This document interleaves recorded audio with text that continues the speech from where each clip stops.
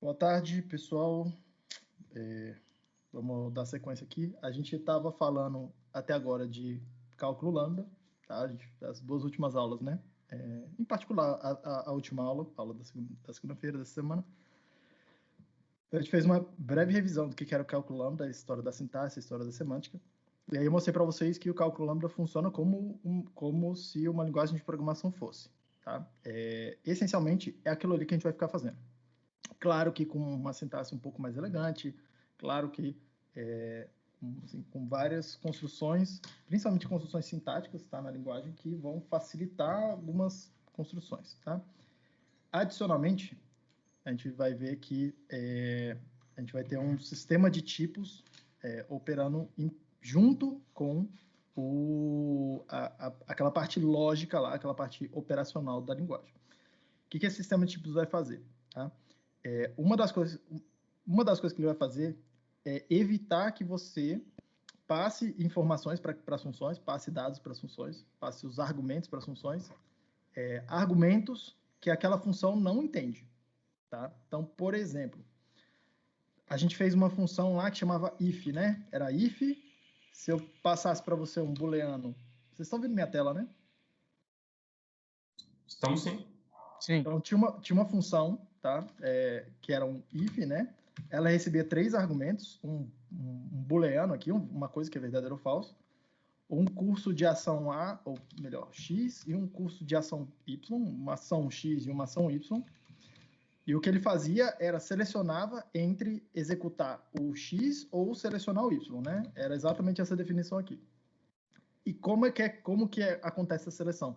Se eu receber aquele valor que a gente definiu, tá? Como verdadeiro, e o verdadeiro era uma função que recebia 2 argumentos, no meu caso aqui eu vou passar o X e o Y, e ele retornava, ele produzia uma cópia do primeiro argumento dela. Então, o resultado disso aqui seria o X. E o falso funcionava ao contrário, funcionava dual disso, né? Recebia 2 argumentos e ela ignorava o primeiro e produzia na saída uma cópia do segundo, tá? E é exatamente assim que essa função funciona. Agora, repare, se eu passar para essa função aqui um B, nada me impede de entregar um B que não é uma função que não é nem o verdadeiro nem o falso. Eu posso passar qualquer coisa aqui, tá? E aí o que essencialmente que vai acontecer? Não sei. Vai acontecer um erro, se não um erro sintático, alguma coisa que eu não termina, uma computação que não termina, no mínimo um erro lógico, tá? Eu entreguei uma informação para uma função e ela não sabe o que fazer com aquilo, tá? Não vai produzir o que eu gostaria que acontecesse. Isso é o que acontece em linguagens que a gente chama de linguagens dinâmicas, tá? Dinamicamente tipadas. Ele fica tentando, tipo assim, meio que você pode passar lá como argumento qualquer coisa, essencialmente, pode passar tudo. E a função tenta se virar lá dentro para operar com o argumento que você passou, tá? Só que eventualmente não tem o que fazer, e aí dá errado, tá? Dá ruim, tipo isso, tá? Tipo, a tua função quebra, o teu programa quebra, o teu programa crasha lá no meio durante o tempo de execução dele, tá? Linguagens onde isso acontece. Python, por exemplo, acontece bastante isso. A linguagem que é dinamicamente tipada, tá? Até tem como mexer com os tipos lá em Python, só que é um negócio meio complicado. Dinamicamente tipada, de vez em quando você está fazendo alguma coisa, quebra, tá? MATLAB, de vez em quando acontece isso. Lisp é uma linguagem bastante antiga, funcional, tá? Que é dinamicamente tipada. Na verdade, ela é não tipada, né? Não tem essa noção de tipos lá nela, em Lisp. Lisp é uma linguagem muito interessante, mas de vez em quando você escreve alguma coisa e quebra, tá? Não tem problema o teu programa quebrar. O problema é quando o teu programa quebra lá na hora que ele não pode quebrar, que é quando tipo, você está de fato executando alguma coisa lá no teu cliente ou num sistema em produção, tá? Você gostaria que alguma coisa te ajudasse a escrever programas que não quebram. E um sistema de tipos, ele vai funcionar como se fosse um gatekeeper, né? Como se fosse um chaveiro, assim, como se fosse um porteiro, que ele olha primeiro e fala assim, porra, esses argumentos aqui, eles fazem sentido para essa função aqui? Eles fazem sentido nesse contexto, tá? Se eles fizerem, a coisa anda. Se eles não fizerem sentido, a coisa para, a computação para ali, tá? E aí, tipo, o compilador ou o interpretador, no caso aqui, vai disparar um erro de tipagem, e falar, olha, isso aqui, esse tipo de informação, tipo ainda entre aspas aqui, essa categoria de informações aqui que você me passou, isso aqui não serve para mim. Produz outra coisa que tenha essa cara aqui, ó, tá? O sistema de tipos ele vai meio que te dizendo mais ou menos que cara que é a informação que você quer produzir, tá? Haskell, em particular, uma linguagem estaticamente tipada, uma linguagem que o pessoal costuma chamar de fortemente tipada. Eu não gosto muito desse termo, porque ele tipo, ninguém tem uma definição boa do que significa isso, tá? Mas acontece o seguinte, estaticamente tipada quer dizer o seguinte, todos os, tipo assim, a verificação dos tipos, tá? Essa, como é que ele chama? Type checking, né? Checagem de tipos do seu programa, ela vai acontecer toda em tempo de compilação. O compilador vai verificar o tipo de todas as expressões, de todas as funções, se tudo em termos dos tipos faz sentido, tá? Se qualquer coisinha não fizer sentido, tipo, ele simplesmente não compila e te dá um erro ou vários erros lá de tipagem. E são, de longe, os erros mais comuns que vocês vão encontrar erros de compilação, tá? De longe, são os erros mais comuns que vocês vão encontrar, são erros de compilação em Haskell. É tão fortemente tipado esse negócio, tá? Que é muito comum vocês lerem na internet, inclusive em livros, muita gente falando uma expressão tipo, parafraseando o seguinte, cara, se o programa em Haskell compilou, ele roda. Ele não quebra lá na hora de rodar. Ele roda. É praticamente certo que ele roda, tá? Ele pode não fazer o que você quer. Ele pode ter um erro lógico lá, mas ele não vai quebrar na tua cara, essencialmente, tá? Ou a probabilidade de quebrar na tua cara é muito baixa, tá? Isso vai eliminar uma quantidade enorme de testes que você normalmente faria, ou que normalmente se faria, no programa, tá? Por exemplo, o teste, quando você vai fazer o teste, alguma coisa um pouco mais séria em Python, você testa se todas as informações que você está passando para suas funções, se elas fazem sentido para aquela função. Cara, a minha função aqui espera um caractere, eu estou passando caracteres para ela. Você testa isso, tá? Tipo, se isso está sempre acontecendo. Aqui em Haskell, vocês vão ver que essa necessidade de testagem é muito menor, tá? Necessidade de testar isso.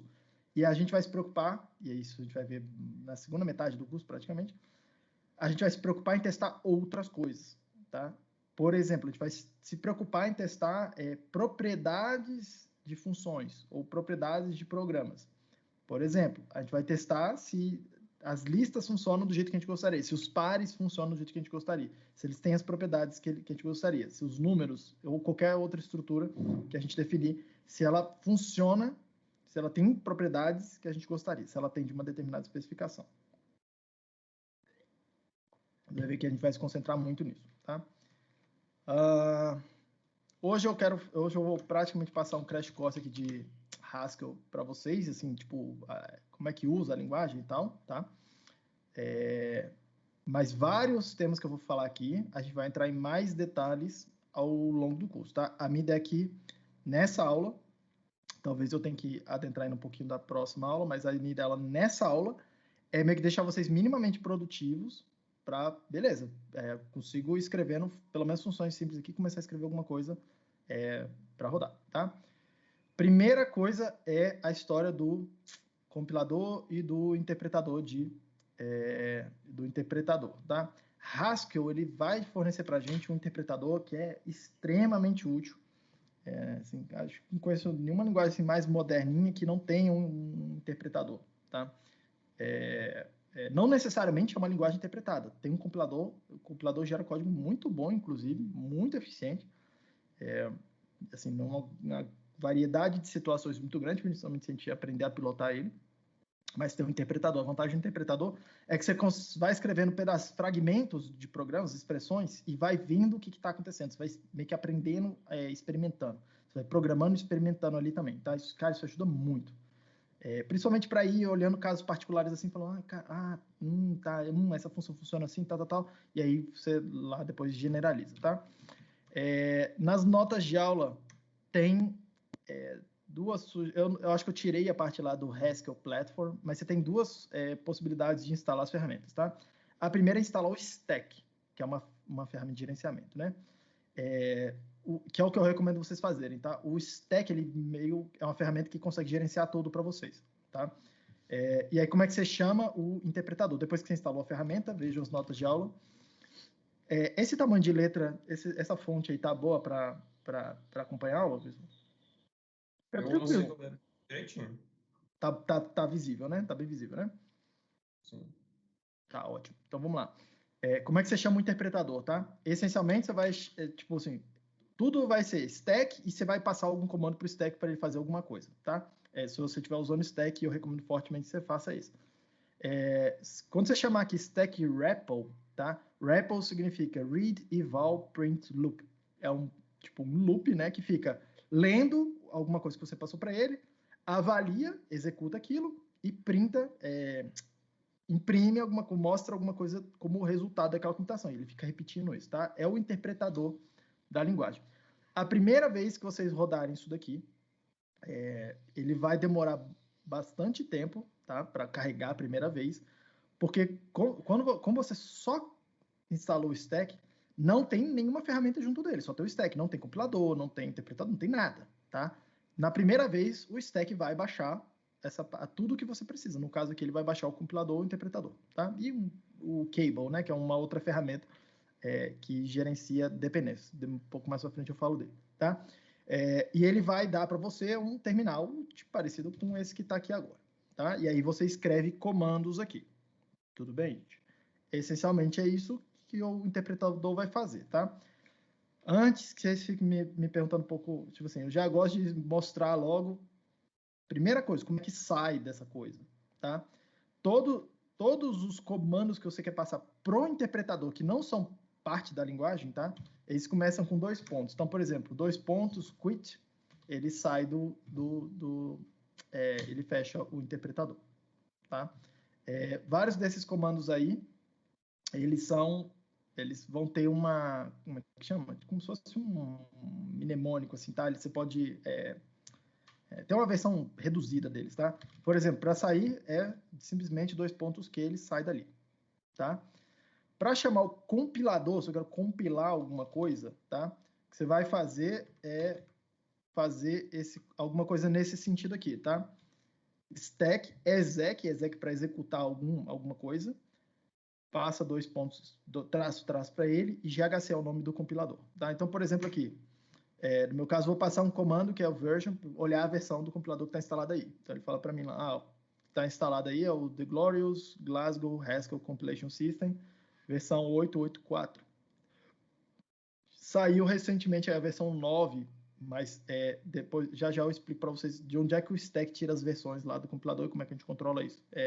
Provavelmente na próxima aula eu começo a falar disso, quero passar para frente, tá? Mas essencialmente, no começo aqui a gente vai ficar brincando dentro do interpretador, e depois de um tempo a gente vai começar a migrar para o compilador, tá? A semântica do interpretador é ligeiramente diferente da semântica do compilador para algumas coisas, tá? O mesmo código significa duas coisas diferentes, e a gente, assim, quando isso for relevante, eu começo a comentar com vocês, tá? Mas a gente vai usar bastante o interpretador e eu recomendo que vocês usem o interpretador principalmente para aprender as coisas, tá? Quando vocês abrirem o interpretador, ele vai iniciar o que a gente chama de sessão, tá? A sessão é caracterizada por um contexto, tá? E o contexto é todos os nomes que estão definidos quando você inicia, quando você está aqui dentro da sua sessão, tá? Por exemplo, e como é que eu descubro quais os nomes que estão definidos, tá?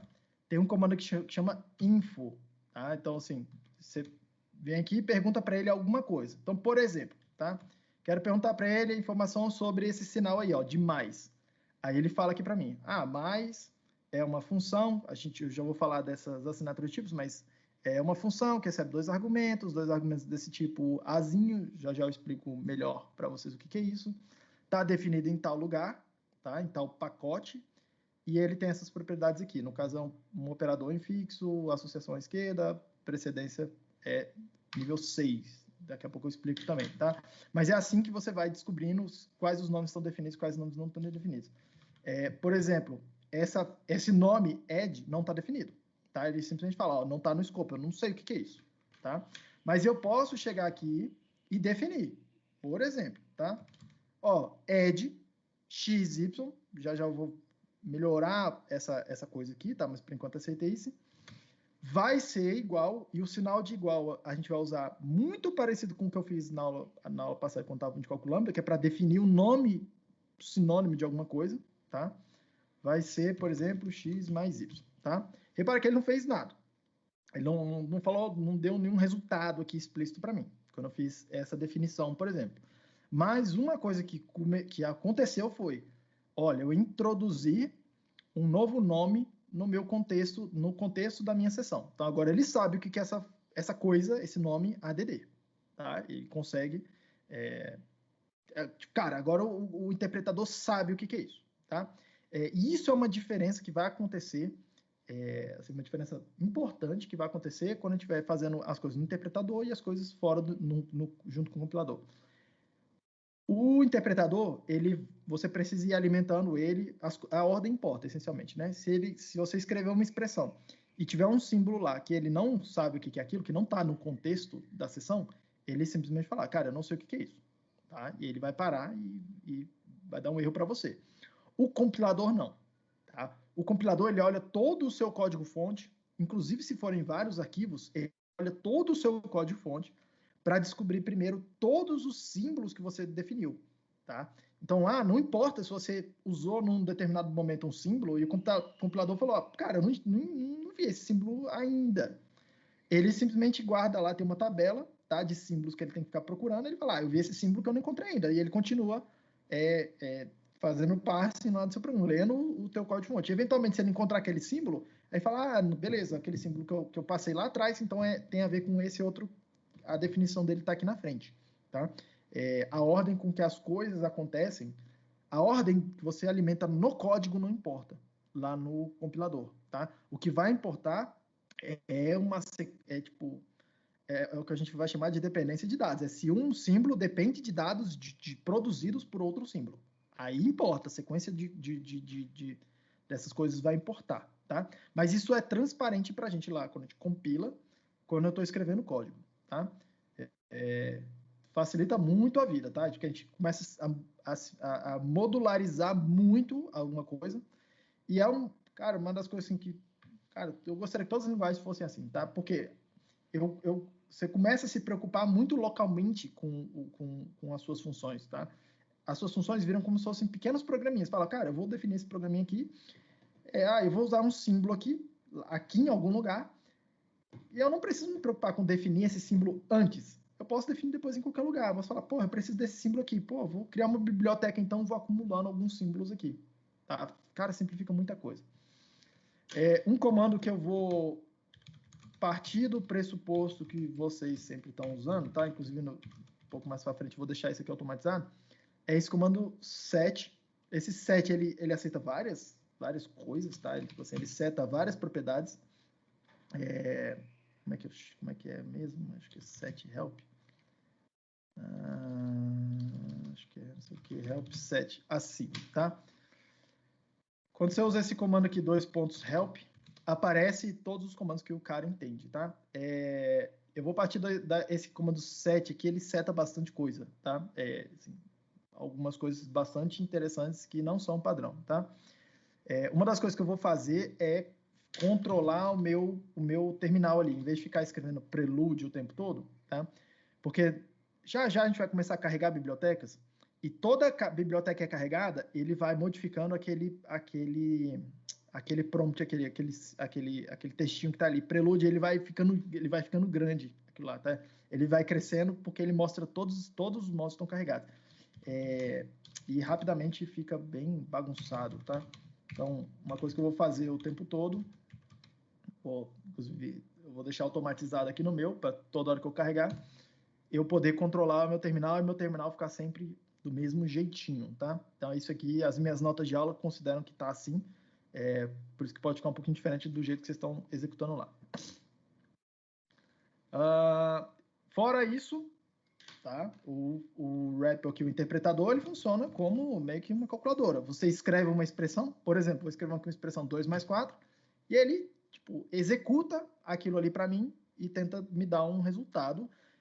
Ele sempre vai chegar em algum resultado, só que pode ser que aquele resultado não possa ser exibido. Ele pode ser que o interpretador não saiba exibir o resultado daquele programa. Por exemplo, eu defini ali atrás o ADD, né? O ADD tá aí, tá? Por exemplo, se eu pedir informações sobre ele, sobre esse símbolo, ele tá lá definido. O interpretador sabe o que é isso. Fui eu que escrevi o que é esse ADD. Fui eu que passei aqui para ele. Só que, por exemplo, se eu pedir para ele, cara, me mostra o que é isso, ele não sabe mostrar isso. No caso aqui, porque é uma função, ele não sabe mostrar funções, tá? Então, tem alguns símbolos, tem algumas coisas que ele o interpretador não sabe mostrar.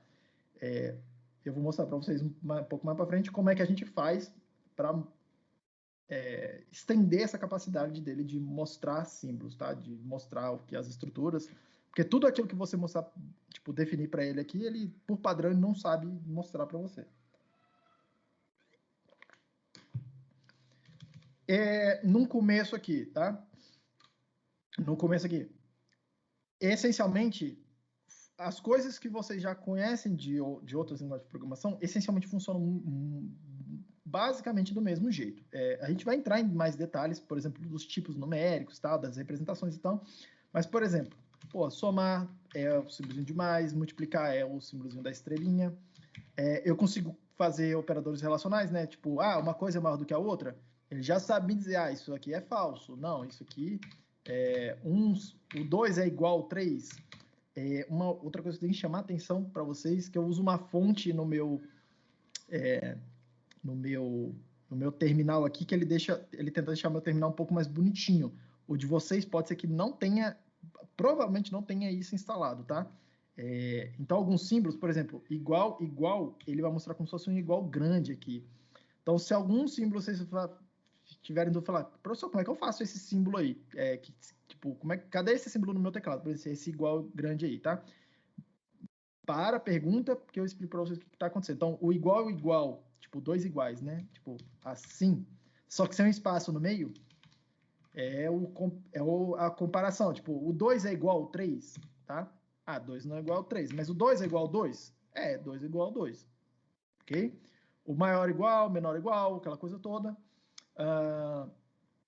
O operador de fazer a exponenciação é esse chapeuzinho aí, muito parecido muito inspirado em linguagem C, tá?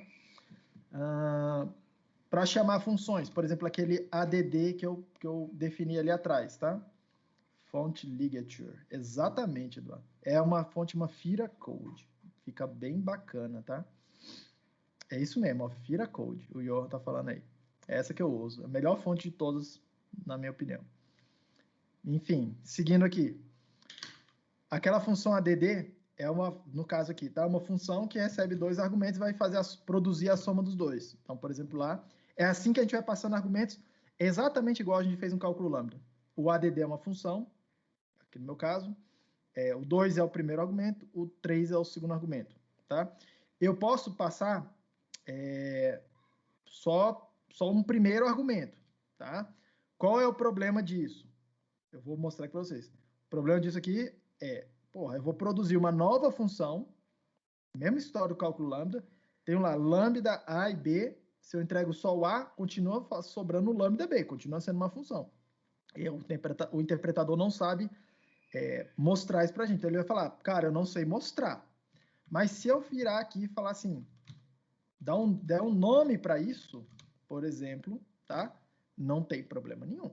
E aí aquele ADD2 é uma função que soma 2 a qualquer número, essencialmente, né? Então, por exemplo, ADD2, sei lá, 6. Ele vai fazer 2 mais 6, que é 8, ok? Essa é aquela ideia de aplicação parcial que eu estava falando lá em cálculo lambda. A gente vai usar isso aqui, tipo, muito, assim, o tempo todo, tá? Em particular, e essa é uma anotação que vai ser comum, vocês vão querer usar, vocês vão ver que eu vou usar, e vocês vão ver que várias bibliotecas que vocês vão usar, vai estar assim na documentação. As funções que têm 2 argumentos somente, as funções binárias, por exemplo, o ADD, repare que aqui eu estou usando uma versão prefixa da minha função, tá? Eu pego primeiro, eu coloco a função e depois eu vou colocando os argumentos separados por espaços. Só que às vezes, interessante você querer colocar ela aqui. Por exemplo, escrever alguma coisa assim, 2 mais 3. Como se fosse isso, tá? Colocar a função ali no meio, tá? Você pode fazer isso, desde que você use essas... É o mesmo símbolo que a gente usa para produzir a crase aqui na língua portuguesa, tá? Não sei onde fica o teclado de vocês, meu teclado americano, nunca sei onde é que ficam os seus, mas tem aí no teclado de vocês, tá? Ele faz a mesma coisa do que o ADD23. Exatamente a mesma coisa. Uma coisa, tipo assim, simplesmente sintaxe para deixar, às vezes, uma coisa um pouco mais simpática, um pouco mais bonitinha, tá? Que mais? Passando para frente, eu vou seguir minha nota de aula para eu não me perder. Sim. Por exemplo, uma coisa que a gente vai querer fazer no interpretador, muitas vezes, é carregar um código-fonte que está fora do interpretador, tá? Deixa eu só guardar isso aqui em algum lugar aqui. Já tenho escrito Square Delta, tem alguma coisa aí? Não, enfim. Eu vou criar um arquivo qualquer aqui, tá? Que eu vou chamar aqui de Square Delta, só para ficar igual na nota de aula. E vou colocar o seguinte código-fonte aí dentro. Square, float. Repare aqui também a setinha o tracinho e esse símbolo aqui, tá?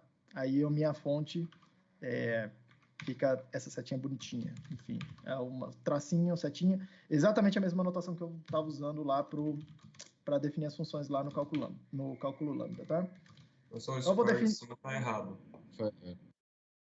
Ainda bem que vocês estão vendo aí, mas ele ia dar erro. Ia ser até bom para ver os erros, cara. Mas é bom, me chama atenção sim, tá? Desculpa, então. Não, me chama atenção mesmo, para poder economizar tempo. Mas ia ser, pedagogicamente ia ser bom, ia gastar mais tempo, mas ia ser positivo, eu acho, para poder mostrar alguns erros que aparecem lá no compilador. Então, esse código que está na nota de aula, eu não vou entrar em detalhe o que ele faz agora, mas também não é muito difícil de perceber que a primeira função aí calcula, pega um número que eu estou chamando de x e faz o quadrado de x ao quadrado, x vezes x. E essa segunda função delta, tá? Recebe, e aí muita atenção, porque a gente vai discutir isso já já. Ela recebe 3 informações que eu estou chamando de A, B e C, tá? E aí eu estou usando essa notação aqui, ó, muito parecido com o que vocês viram em outras linguagens de programação, né? Você define uma coisa, aí abre parênteses, tem cada parâmetro formal da função tá separado por vírgulas, fecha parênteses, é uma função que recebe 3 argumentos, que tem 3 parâmetros formais, tá? Aqui em Haskell é uma coisa um pouco diferente, já vou comentar sobre isso, que isso aqui, na verdade, é um argumento que tem 3 informações dentro, tá? Mas já o detalhe melhor. O que está acontecendo aqui, estou calculando a raiz quadrada de b ao quadrado menos 4ac, que é o delta lá da fórmula de Bhaskara, tá? Então, vou salvar essa parada aqui. Tá salvo num arquivo aí que chama Square Delta, tá? Vou abrir meu interpretador de novo. Estou abrindo na mesma pasta onde eu salvei o arquivo, tá?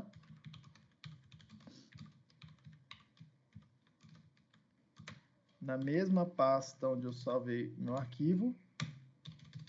E aí eu quero carregar isso. Porque repare, eu defini mais de um símbolo lá dentro. Defini uma coisa que chama square, defini uma coisa que chama delta. Tá? Cara, vai ser bem conveniente para vocês fazerem várias coisas no código-fonte já, carregar aqui para dentro e dar uma brincada no código-fonte. Vocês vão ver que é meio chato ficar escrevendo coisa com várias linhas aqui no interpretador. Tá? Vou mostrar para vocês como é que faz, mas é meio chatinho. E aí você carrega como fazendo... Como é que era, gente? 2.l, que é de load, tá? E aí o nome do arquivo. Eu uso tab para completar no meu terminal completo, tá? Ele é razoavelmente inteligente, esse interpretador, para saber meio que o que você está querendo fazer num determinado momento, tá? E aí, ó, carreguei. Ele vem aqui e fala para mim, compilei aí esse módulo main, por enquanto a gente não está se preocupando nessa coisa de módulo, a gente vai ver isso só um pouco mais para frente. O nome do arquivo está aqui, ele vai ser interpretado, ok, carreguei, tá? A partir desse momento, eu tenho aquele símbolo lá, square, e o símbolo delta definidos, tá? Eu trouxe para dentro do meu contexto aqueles símbolos, e eu posso começar a usar isso aí. Então, por exemplo, 2 ao quadrado é 4, e aí repare uma coisa, tá? Como eu defini lá atrás como float, né? Olha aqui, o tipo que está entrando, tá? E a gente vai ver isso mais, bastante detalhe, essa coisa dos tipos numéricos, tipo e tal, não sei o quê. Ele usou uma representação um pouquinho diferente, ó, 4.0 em vez de 4, tá? Em vez de fazer, ó, 4 vezes 4, opa, 2 vezes 2, que seria, né? 2 vezes 2, seria, tá vendo que a representação é um pouquinho diferente, tá? Mas tem a ver com os tipos, e aí tipo, esses tipos, eles trazem bastante informação para dentro do compilador, tá? É assim que você traz códigos para poder carregar código-fonte aqui dentro do interpretador, tá? Como é que eu sei o que está carregado, professor? Tem um dos comandos aí do interpretador que é esse show modules, e ele fala para você o que está carregado aí. No caso, só tem um módulo que está carregado, um módulo que está explicitamente carregado, tá? Que é esse módulo que eu tá chamando de main, assim, tudo que eu não dei nome é main. Esse arquivo aqui, essencialmente, que é aquele que eu acabei de carregar. Só que ele carrega também um outro módulo, que é um módulo que chama Prelude, tá? Que é o nomezinho lá que aparece lá no terminal. Já eu mostro o que vem junto desse Prelude para vocês. Tudo bem? E aí eu posso usar essas funções aí do jeito que eu quiser, tá? Beleza, seguindo. Na minha nota de aula, depois eu faço uma discussão breve sobre a execução de programas. Pela discussão que a gente fez lá de cálculo lambda, vocês vão ver que é essencialmente aquilo lá, tá? Essencialmente aquilo lá. Só que eu queria passar uma outra anotação aqui para vocês, que eu acho que eu não botei na nota de aula, para construir funções, que é muito parecido com o que eu estava fazendo até a aula passada, tá? Por exemplo, eu estava fazendo usando aqueles lambdas, né? Sei lá, vou definir uma função aqui, true igual a exatamente o que eu estava fazendo na aula passada, tá? Uma coisa que recebe 2AK e vai pegar o primeiro. E repare que ele aceita essa notação. A barrinha é o lambda. Depois do lambda, eu vou botando todos os parâmetros formais. Então, no caso aqui, 2 parâmetros formais, x, y. Lembre que isso aqui é igual a lambda. Isso aqui vai ser equivalente, tá? Aí agora eu já estou exagerando na notação, tá? Mas isso aqui seria equivalente a lambda y, x, isso aqui. Beleza? Seria equivalente a isso, né? Seria equivalente a isso daqui, tá? É uma função que tem um argumento, x, e aí quando você entrega o x para ela, ela produz uma nova função, é o resultado dessa coisa, que é uma função que recebe um parâmetro y, recebe um argumento y, e produz aquele resultado que é a cópia do x, tá? Isso aqui é sinônimo dessa expressão da esquerda aqui, beleza? Então, vocês podem usar e vocês vão ver que não é tão comum assim a gente ficar explicitamente escrevendo esses lambdas, mas eu quero chamar logo a atenção aqui porque muito em breve a gente vai começar a usar, definir funções, e aí eu falo, cara, eu só uso essa função, ela é suficientemente pequena para eu só usar ela nesse contextozinho, então eu vou fazer um lambda, não vou nem dar nome para ela, tá?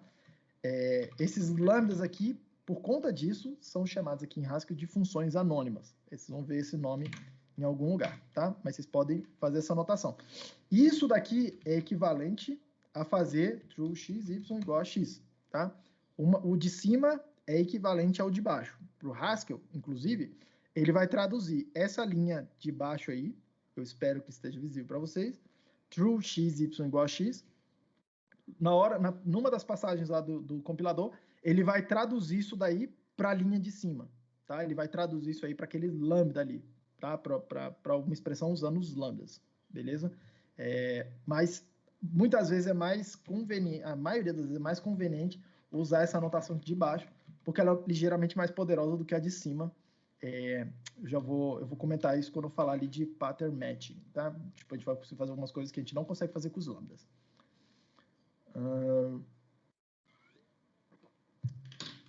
Seguindo, quando você define uma função aqui no interpretador, ela não será executada, tá? não será executado imediatamente. Isso quer dizer que você pode definir funções que geram, entre aspas, erros. Entre aspas, tá? Eu vou definir melhor essa coisa do erro melhor, porque isso vai ser importante. Isso vai ser importante em vários momentos para a gente, tá? Então, por exemplo, uma coisa que eu vou poder fazer... deixa eu melhorar aqui. Toda vez que você quiser fazer uma definição que usa mais de uma linha, tá? Você usa esse comando aqui, 2 pontos, colchete, abrir colchete, para iniciar um bloco de código, tá? Que, assim, que o interpretador fala, opa, beleza, eu preciso ficar esperando aqui várias linhas, tá? Então, é isso que vai acontecer. Eu vou pegar um dos exemplos que está lá na nota de aula também, tá? Vou definir essa coisa que eu estou chamando de infinity, tipo um infinito, é um nome, tá? Eu estou dizendo para ele que é do tipo integer. Já a gente fala melhor desses tipos. O que são esses tipos aqui? E o que esse símbolo significa vai ser infinity mais 1, ok? Repare uma coisa aqui. Essa daqui é uma definição recursiva. Do lado direito da expressão, que é a definição do símbolo infinity, eu uso aquele próprio símbolo infinity, tá? Isso aqui é completamente possível aqui em Haskell, que não era lá em cálculo lambda, tá? Aqui ele aceita essa sintaxe, tudo bem? Lá na nota de aula eu defino melhor como que é a execução dessa coisa, mas é meio óbvio que na hora que eu pedir para ele infinity, ele vai substituir, tá? Infinity por infinity mais 1, e aí ele fala, pô, eu preciso substituir infinity, porque eu não sei o que é. Ele vai substituir infinity mais 1, que é o que já estava lá. Aí ele fala, pô, eu não sei o que é aquele infinity. Então, vou pegar aqui na definição e vou substituir. Aí vai ficar infinity mais 1, mais 1, mais 1. E aí você já percebe que não tem fim, tá? Na nota de aula isso está, entre aspas, desenhado lá, tá? E aí, para fechar o bloquinho de código, usa 2 pontos, fechar o colchetezinho, tá? Haskell é sensível a indentação, tá? Assim, daqui a pouco eu vou mostrar isso para vocês, isso vai influenciar. Então, muito cuidado com essa coisa de indentação, né? Tipo, usar os tabs aí. A partir desse momento, eu posso usar o infinity. Repare uma coisa, se eu pedir aqui para ele infinity e pedir para ele mostrar para mim, ele vai ficar tentando executar essa coisa, e aí ele fala assim, eu quero infinity mais... Infinity significa infinity mais 1. Aí ele fala, beleza, então é infinity mais 1. Mas o que é infinity? Infinity é infinity mais 1. Então ele substitui, tá? E aí ele vai tentar ficar fazendo essa substituição, só que aqui nesse caso não tem fim. Ele nunca vai parar, tá? Eventualmente vocês vão acabar fazendo, entre aspas, tá? Esse tipo de besteira, e vocês querem parar a computação. Repare que vai ficar ali infinitamente, meu computador daqui a pouco vai ficar fritando aí se eu não parar ele, tá? Para parar, você usa Ctrl C. Tá? Inclusive eu estou no Mac aqui, é Ctrl C mesmo, tá? No Linux deve ser a mesma coisa. No Linux eu tenho certeza que é a mesma coisa, no Windows eu imagino que seja a mesma coisa. Ctrl C para a interrupção, tá? Esse aqui é um tipo de computação, repare, é uma computação que não tem fim. Se eu começar a executar isso aqui, não termina, tá? Agora, na hora que eu defini aquilo, ele não executou. Ele só guardou o nome e falou, eu sei o que é esse nome. Então, você pode definir coisas que são computações que não têm fim. Você também pode usar essas computações infinitas aí nas suas funções. Então, por exemplo, vou definir uma função aqui que chama to, tá? Recebe um argumento, x, e o resultado dela é o número 2. Pá. Repare, isso é uma função que recebe um argumento e o resultado é 2. Eu desprezo o argumento e eu produzo esse valor, que é o valor 2, tá? O valor inteiro, que é um valor numérico. E aí, repare uma coisa. Olha só, se eu passar para ele um valor numérico, sei lá, 2, e dou para ele 1. Eu sei que o resultado é 2, tá? Qualquer número que eu passar aqui, o resultado é 2, que é o que a gente gostaria. Eu posso passar para ela um caractere. Um caractere a gente eu preciso passar usando aspas simples. É assim que eu falo que esse A é um caractere A, é o caractere A. O resultado é 2, tá? Tranquilamente. Eu posso passar uma string. A gente vai melhorar essa coisa das strings depois, definir melhor. Mas strings são sequências de caracteres, a gente usa aspas duplas para poder falar, isso aqui é uma string, é um valor, edil, entre aspas, é um valor, tem um tipo, tá tudo bonitinho, o resultado é 2, tá? Repare que tudo isso são valores que estão razoavelmente bem definidos. Só que aquele infinity, eu acabei de mostrar para vocês, é um valor, ele tem um valor, tá? Mas é um valor que eu não consigo descobrir quanto que é. Na hora que eu tento calcular quanto que é aquele infinity, não para, a computação não tem fim, tá? Uma computação infinita. Então, é um valor, mas é um valor que está meio mal definido, tá? Eu vou usar um símbolo lá atrás, aqui nas notas de aula, tá? Que é um símbolo, que é esse símbolo aqui, eu vou colocar ele aqui no terminal, mas é um símbolo que a linguagem não entende, que é esse símbolozinho aí, tá? Que a gente chama de bottom, né? Como se fosse o valor, o fundo, tá? O fundo dos valores. Aquela computação infinita é um exemplo desse valor aí, que a gente chama de bottom, tá? Na nota de aula isso está melhor explicado. Então, computações infinitas a gente vai representar com esse símbolozinho, tá? Não no nosso programa, mas na hora que a gente estiver provando um teorema, fazendo alguma coisa, ou então especificando o que tem que acontecer com o meu programa, é assim que eu vou dizer, eu aceito que seja uma computação infinita. Por exemplo, aqui, computação infinita, eu aceito esse valor aí, por exemplo, a gente vai usar esse símbolo, tá? Mas olha só que coisa curiosa. Essa função to, ela não precisa saber qual é o valor do x para produzir a saída dela, tá? Isso quer dizer que, e aí é uma diferença assim, sensível com relação a várias outras linguagens. Por quê? Qualquer outra linguagem, que ela vai ter uma estratégia de avaliação que a gente chama de eager evaluation, né? Que é, como é que chama? Gulosa. Eager é tipo, eu quero fazer isso agora, tá? Eu não posso esperar. É meio que isso que significa, essa palavra em inglês. O que aconteceria em C, em Java, em Python, pode nomear qualquer linguagem dessas aí que você quiser, tá? Antes de executar a função to, o teu programa, o compilador, no caso aqui o interpretador, ele tentaria falar, beleza, eu preciso descobrir qual é o valor dessa coisa infinity. Aí ele executaria o infinity até descobrir, e aí a computação fica travada, fica parada. Você nunca termina de executar essa função to com esse argumento. Só que aqui não funciona assim, tá? Haskell vai ter uma estratégia de avaliação que a gente vai chamar de lazy, né? Preguiçosa. Eu não gosto muito desse nome aí, mas enfim, é isso, tá? Tem um termo técnico que é mais apropriado, chama avaliação não estrita. Eu vou falar muito mais detalhes sobre isso lá na frente, porque para otimizar alguns programas, tá? Para eles executarem mais rápido, a gente vai precisar entender, não só entender como controlar essa estratégia de avaliação, e a gente pode controlar isso, mas por padrão ele vai fazer isso que a gente chama de lazy. Ele vai primeiro olhar lá no to e vai falar assim, olha, to lembrando que a definição do to é essa aqui, né? Deixa eu deixar aqui. To x igual a 2. Essa é a definição dele. Ele vai vir aqui e falar assim, cara, to é uma coisa que recebe um argumento, estou recebendo um argumento. Para produzir meu resultado, eu preciso descobrir quanto que vale esse argumento? No caso ali, ele sabe que não, ele já sabe, o resultado é uma constante. Então, não vou entrar lá dentro desse infinity e tentar ficar executando aquela coisa, tá? Eu sei que o resultado é 2. Eu não vou avaliar, eu não vou executar essa coisa infinity, tá? Então, repare, não é porque alguma coisa, ou uma estrutura, ou uma função não tem fim, aqui é a computação que não tem fim, que você não possa definir e utilizar nos seus programas, tá? E a gente vai fazer isso com uma certa regularidade. A gente vai usar isso aqui, tipo assim, ao nosso favor, de falar, cara, eu posso fazer coisas que eu não faço em outras linguagens, e isso torna expressar determinadas ideias um pouco mais simples. Determinadas ideias, tá? Toma um pouco de cuidado, isso aqui é uma faca de 2 gumes. Tem hora que a gente não quer, a gente faz algumas besteiras e enfim, tá? Por conta dessa coisa do lazy evaluation. A gente espera que uma coisa vai acontecer, mas ela não acontece, tá? Enfim, tudo é para o bem e para o mal.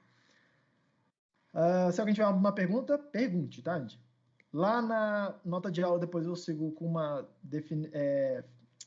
discussão sobre o que são valores, tá?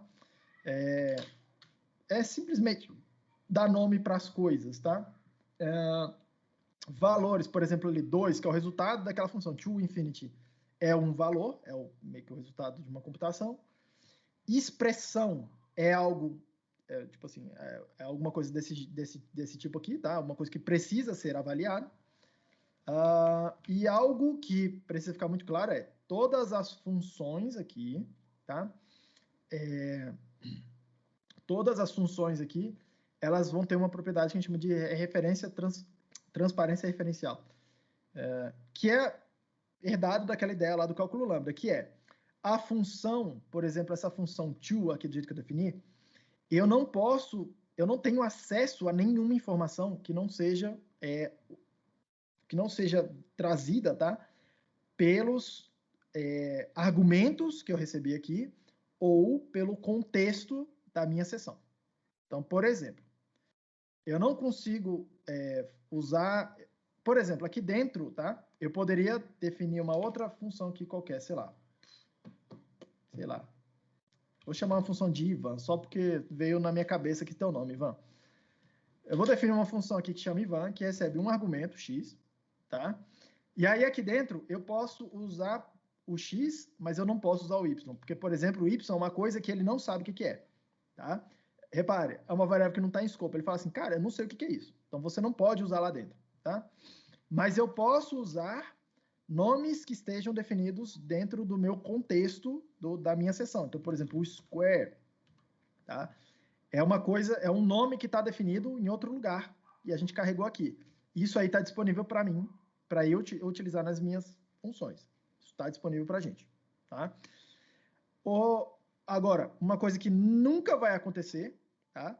É uma função qualquer produzir um resultado que não seja explícito para você, tá? Então, essa função aí, Ivan, por exemplo, se eu der um valor para ela, a única coisa que ela pode fazer é ir lá e calcular o square 2 e me dar o resultado aqui, que é 4, mas ela não pode fazer nada mais além disso, tá? Não mexe, tipo, não muda uma memória, uma posição de memória e depois alguma outra função dá pau por causa disso. Não muda, por exemplo, o estado da tela, isso vai ser um problema que a gente vai ter que endereçar. Não muda o estado, não manda dados por uma linha de transmissão qualquer, não ler dados de um arquivo, não salva nada num arquivo, tá? Ela não produz nada que não seja o resultado dessa função aqui, tá? Então, isso aí vai facilitar muito para a gente analisar várias funções, tá? E toda hora que a gente precisar desses efeitos que eu vou chamar de efeitos colaterais, então, por exemplo, escrever num arquivo, ler de um arquivo, fazer alguma coisa que eu preciso mudar algo que não é só a saída da minha função, tá? A gente vai precisar de um mecanismo especial de entrada e saída. Eu vou explicar para vocês, que já está embutido aqui no interpretador, tá? O interpretador facilita muita coisa em relação a isso. Tutorial das ligaduras. Muito bom, Eduardo. Todo mundo deixando o terminal bonitinho. Seguindo, vamos falar de funções, tá? Função é tipo a alma da programação funcional, tá? Primeira coisa é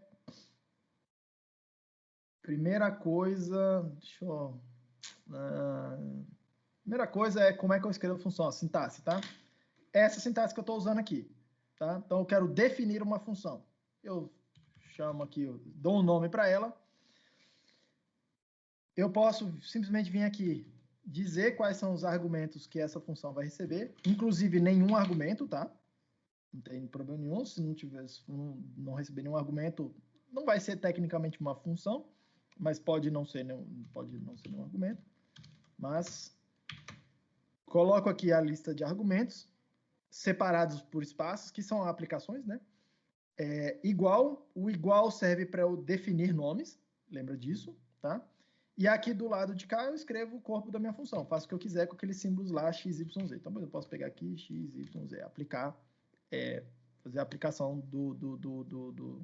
se o x fosse uma função, o y seria o primeiro argumento, o z seria o segundo argumento que eu estou entregando para essa função x, por exemplo, tá? Repare, completamente válido esse tipo de coisa aqui, tranquilo? Primeira coisa que a gente vai utilizar com uma certa frequência, tá? Em relação a funções. é o que a gente vai chamar de princípio da externalidade, tá? E ele vai falar o seguinte: a principal característica de uma função é a correspondência entre argumentos e resultados, e não como que esses resultados são produzidos a partir dos argumentos, tá? Por exemplo, então vamos lá, exemplo, né? Se eu posso definir uma função aqui que eu vou chamar de double, double x é x mais x, por exemplo, uma função que pega x e calcula 2x, tá? Repare que eu posso definir essa função. Repare que eu posso definir uma outra função, tá? Eu vou chamar aqui de double linha, ok? Uma função que eu estou chamando aqui de double linha, que recebe um argumento x e faz a conta que é 2 vezes x. Repare que para qualquer x que seja um número que se comporte do jeito que a gente espera, tá? A gente vai melhorar essa coisa dos números.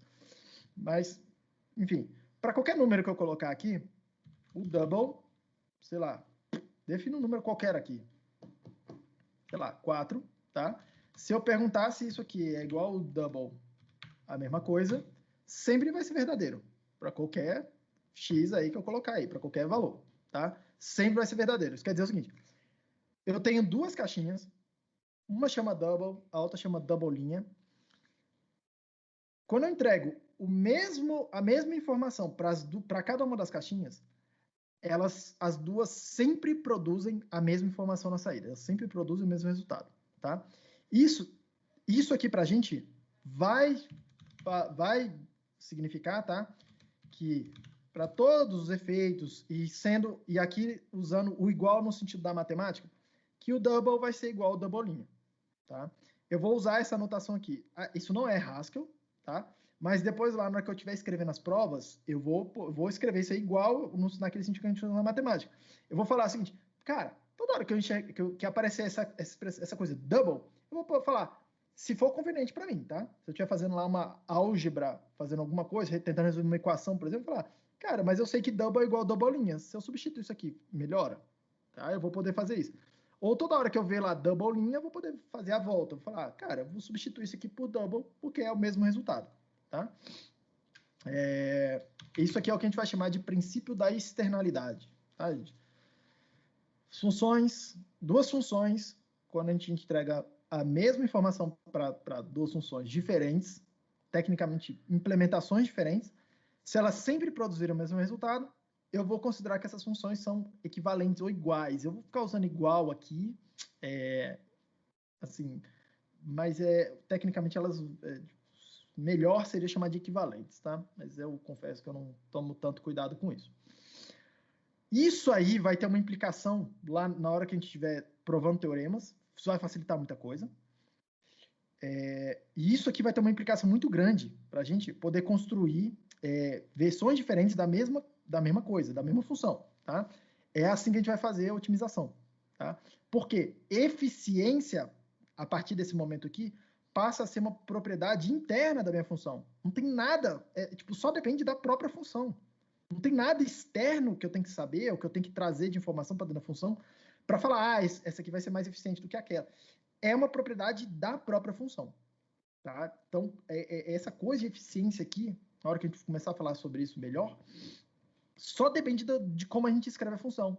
Não depende de nada externo a ela. Cara, isso vai simplificar muito a gente otimizar coisas.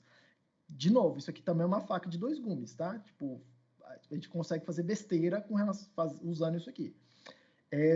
O compilador também usa esse fato aí para poder fazer otimizações internas, tá? Se em algum momento ele conseguir provar que essa expressão, essa função aqui é igual ou equivalente àquela outra, e ele sabe que essa outra, a segunda, é mais eficiente que a primeira, ele vai fazer essa substituição no seu lugar, tá? Só que isso é mais difícil da gente controlar, tá? Isso é um tópico bem avançado, a gente consegue controlar, mas é uma coisa bem avançada. Passando para frente. A segunda coisa que eu queria comentar sobre funções é a ideia de currying, tá? Currying enfim, vamos lá. Funções em Haskell são o que a gente chama de cidadãos de primeira classe, tá? O que é um cidadão de primeira classe numa linguagem de programação qualquer, tá? São expressões que podem ser utilizadas em qualquer lugar que você espera encontrar um valor, tá? Para produzir um valor.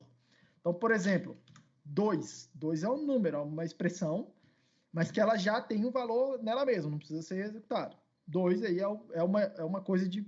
Em todo lugar que eu preciso de um valor, tá? Eu aceito essa coisa aí, 2. Essa expressão 2, ela tem um valor. Em qualquer lugar que eu espero um valor, eu posso usar aquela expressão ADD, tá? Não é exatamente em qualquer lugar, porque tem a história dos tipos, tá? Os tipos vão falar, ó, mas qualquer coisa que tenha esse formato aqui, tá? Mas qualquer coisa que tenha aquele formato vai ser aceito. Então, o ADD, eu posso ficar usando como valor, tá? Usando, sim, eu posso passar isso aqui para funções. Por exemplo, eu posso fazer uma função eval que recebe uma função f, tá? Um argumento x, e o que ela faz? Faz, por exemplo, aplica a minha função 2 vezes no x. Pega a função, calcula ela com o x uma vez, pega o resultado disso, calcula com o y. Ou melhor ainda, uma outra função que eu vou chamar aqui de compose, recebe 2 funções, uma função f, uma função g, um argumento, e faz o seguinte, primeiro aplica a f e depois ela calcula a g. Não sei se... enfim, vou definir assim, apesar de que não sei se é exatamente o exemplo na cabeça. Mas, então, eu recebo 2 funções, tá? E aí, o que eu faço com essas 2 funções? Eu pego, primeiro, eu pego o parâmetro lá, o argumento, x. Passo para a primeira função, que chama de f, calculo, o resultado disso eu passo para a função g. Repare, posso fazer isso, tá? E aí, por exemplo, eu posso construir, tá? Uma função que faz, sei lá, uma função aqui que uma primeira delas vai ser, sei lá, uma função que pega um x, um y e soma x, melhor ainda, tem que ser assim, senão vai dar pau. A primeira função lá, aquela função f, eu estou fazendo uma função, repara lá, o lambda x, que soma 2 no meu x. Só faz isso, uma função que pega qualquer número e soma 2. A segunda função, eu vou fazer uma função que pega um x qualquer, e produz, sei lá, x vezes 2, tá? Isso daqui, eu posso dar um nome para isso daqui, tá? Tranquilamente. Posso construir uma nova função que faz isso daqui. Então, por exemplo, vou chamar isso aqui de, sei lá, func. Estou um pouco criativo para os meus nomes, tá? O que é esse func? Se eu der um número para ele, ele vai calcular o resultado para mim, eu nem sei o que é. Primeiro, ele vai aplicar aqui, vai pegar lá o 2, vai calcular 2 mais 2, que é usar a primeira função, o resultado disso é 4, vai passar isso para a segunda função, 4 vezes 2 dá 8. Ok? Então, repare, aqueles lambdas são funções, eu posso ficar usando ele como se fossem valores que eu passo para outras funções, tá? Para produzir novas funções. Tudo bem, gente? Então, esse tipo de coisa.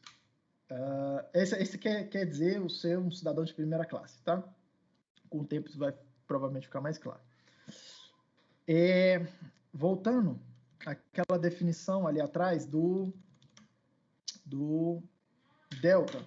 Lembrem como é que foi a definição do delta. O delta, aquela função delta que eu defini lá atrás, ele foi definido da seguinte maneira, com a seguinte expressão, tá? Com essa expressão aqui.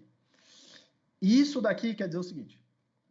Olha, para executar essa função, eu preciso de um parâmetro, tá? Deixa eu definir aqui. E isso vai ficar... Eu vou melhorar essa ideia dos tipos, mas os tipos vão me dar uma informação muito poderosa, tá?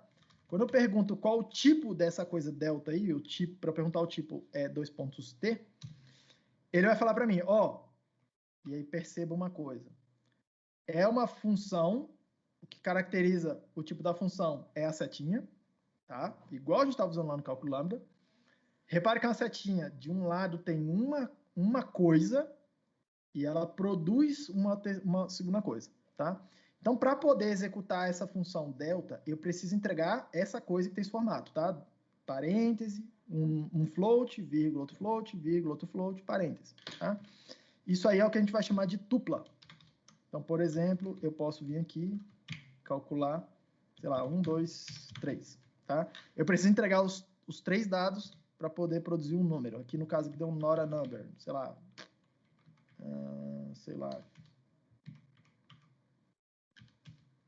Pronto, sei lá, essa combinação aí deu um número que presta, tá? Por que deu not a number, tá? Porque provavelmente foi raiz quadrada de um número negativo. Rapidão, deixa eu me dar um segundinho aqui. Um invasor aqui na minha aula. Aquela foto.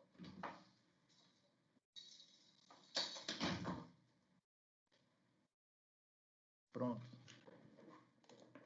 Uma das gatas entrou aqui, já viu o que pode acontecer, né? Me atrapalha inteiro. Então, mas vamos lá. Vou te ter dado raiz de número negativo ali, por isso deu not a number, tá? Haskell ele entende números complexos, mas como eu restringi aqui para floats, float, raiz de um número negativo, não tem como ser um número real, entre aspas, tá? Mas, por exemplo, essa função aí, delta, passando esse conjunto aí, essa expressão, parêntese, um número, vírgula, outro número, fechando parêntese, funciona. Agora, como eu falei para vocês lá, eu poderia fazer a aplicação parcial, mas isso daqui, parêntese, com as vírgulas dentro aí, isso tudo é uma estrutura que carrega informações dentro, tá? Eu não posso produzir isso aqui faltando dados, por exemplo aí, tá? Até tem uma extensão na linguagem que esse compilador, o GHC especificamente, implementa, que permite fazer isso. Mas, em princípio, não vamos usar. A gente vai usar algumas extensões depois, tá? Elas são bastante úteis, mas extensões, elas começam a introduzir toda sorte de problemas, vocês podem imaginar também, principalmente quando você está misturando extensões, cara. Vamos ficar aqui no básico para começar.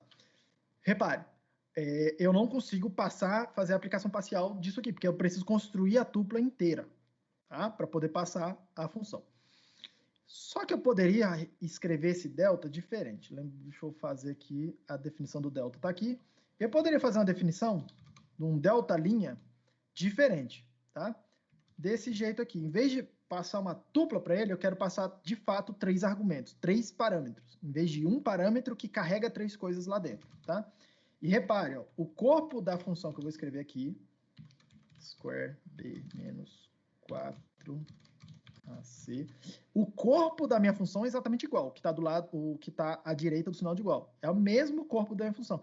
Só que do lado esquerdo mudou como eu construía os argumentos dela, tá? Completamente válido.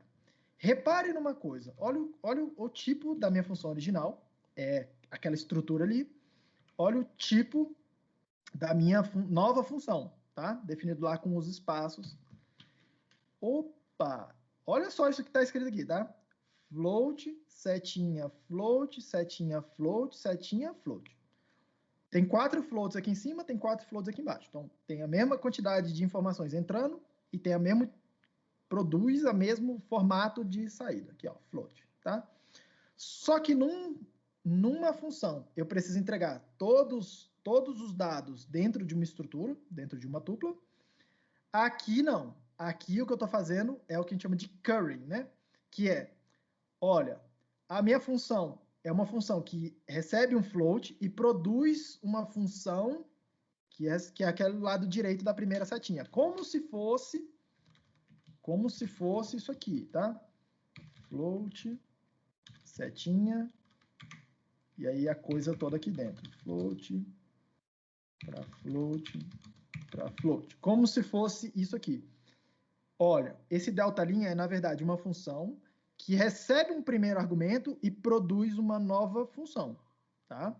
Repare que aqui eu posso, até eu chegar no último valor lá do float, eu preciso passar três informações para ela, tá?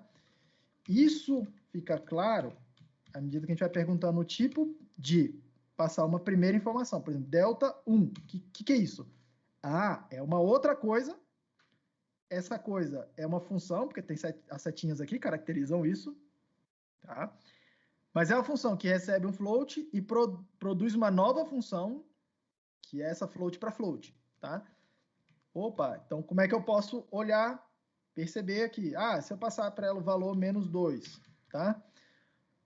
Aproveitando esse parênteses, para passar o número negativo aqui para as funções, eu preciso botar entre parênteses, porque o negativo é a operação de A menos B, tá? Tipo, é a subtração, tá? Para fazer o número negativo, precisa botar entre parênteses. É a única coisa que vai ser meio esquisitona assim para vocês. Mas, enfim. Voltando aqui ao ciclo normal. Passei mais uma informação, ó, delta 1 e o menos 2. Isso aí, essa expressão delta linha 1 menos 2, isso aí é uma função que recebe um float e produz um novo float, tá? Repare que eu poderia dar um nome para ela e ficar usando essa função aí, desse jeito. Esse formato, esse segundo formato, é o que a gente chama, é o formato que a gente chama de curried, tá? É um formato que me permite ir passando argumentos para a função parcialmente, tá? Várias, assim, eu tendo a usar muito esse estilo aqui, curried, esse estilo aqui, tá? Esse segundo estilo. Vocês vão ver que é bastante idiomático fazer isso aqui. A esmagadora maioria das bibliotecas que eu conheço, assim, as funções, a maioria das funções vai ser assim, curried, tá? Tipo, pode fazer na aplicação parcial. Mas, em alguns contextos, esse formato aqui, tipo, passar uma tupla para ele vai ser mais conveniente. Em alguns contextos, tá? Em alguns contextos. Para provar alguns teoremas, algumas coisas, às vezes facilita isso daqui, tá? E por que facilita? Porque eu posso provar alguma coisa sobre as tuplas e falar, olha, em vez de escrever uma função que recebe 3 argumentos, eu boto as informações dentro da tupla e falar, a tupla, eu já provei esse teorema, então toda hora que eu precisar de uma determinada propriedade da tupla, eu já sei que ela vai funcionar. E aí a gente vai aproveitando esse tipo de coisa, tá? Isso aí é a história de currying.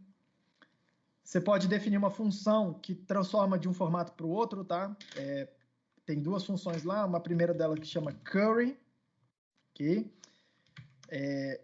Eu quero começar a ler, já acostumar vocês a ler os tipos desde o começo, apesar de eu não ter explicado o que são os tipos, mas eu vou falar disso já. Sempre pergunte o tipo da função, tá? O que é esse curry? Vamos lá, é uma função, toda vez que tiver essas setinhas aqui, é uma função. A maioria das coisas vão ser funções, tá? É uma função que recebe uma função, olha só, o primeiro argumento é uma função, tá? E essa função tem o seguinte formato. Uma função que recebe uma tupla e produz um valor C aqui, um valor desse tipo C. E transforma isso numa outra coisa, que é o que está do lado direito da primeira setinha, tá? Numa função que recebe um A, recebe um B e produz um C, tá? Ela pega uma função que funciona com as tuplas e faz a versão curried desse cara. Tem uma outra função aí, que é o uncurry, que faz o contrário. Olha só, recebe uma função de 2 argumentos, né? A e B, que eu posso fazer essa aplicação parcial, e produz uma nova função, que é o que está do lado direito da primeira setinha, uma nova função, que é aquela função que recebe uma tupla e produz o C. Beleza? Inclusive, a partir dessa especificação aqui, ó, você já consegue, inclusive, produzir essa função. Você sabe que é uma função que rearranja argumentos, tá? Repara que eu nem expliquei o que são os tipos, mas fica meio claro assim, tipo A é uma coisa diferente do B. Pode ser igual, mas não necessariamente é igual. O C tem que ser igual ao C aqui. É o que vocês estão acostumados em matemática. Esse A é a mesma coisa desse A. Eu não sei direito o que é isso ainda, mas esse B é a mesma coisa desse B que está aqui. Okay? Então eu posso virar aqui e falar, lendo aquele tipo, aquela assinatura, aquilo vira uma especificação para mim.